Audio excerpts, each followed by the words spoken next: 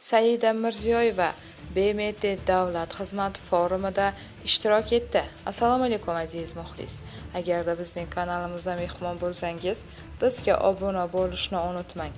Samarqandda 23-iyun kuni BMT Davlat xizmati forumi boshlandi.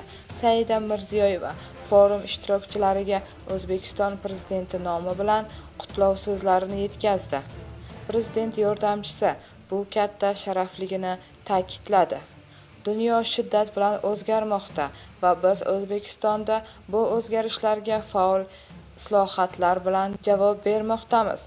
Raqamli davlat quryapmiz, iste'dodlar, sarmoya kirityapmiz. Barcha uchun, ayniqsa davlat boshqaruvi organlarining 1/3dan ko'prog'ini tashkil etayotgan ayollar uchun imkoniyatlarni kengaytiryapmiz, deb yozadi Saida Mirziyoyeva.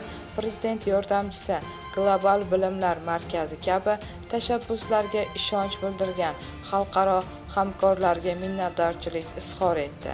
Sa'y-harakatlarimiz birlashtirish va yosh yetakchilarni qo'llab-quvvatlash orqaligina biz odamlarga ularning kelajagiga chinakam xizmat qiladigan davlat xizmati tizimini yaratishimiz mumkin, deb yozdi Saida Mirziyoyeva.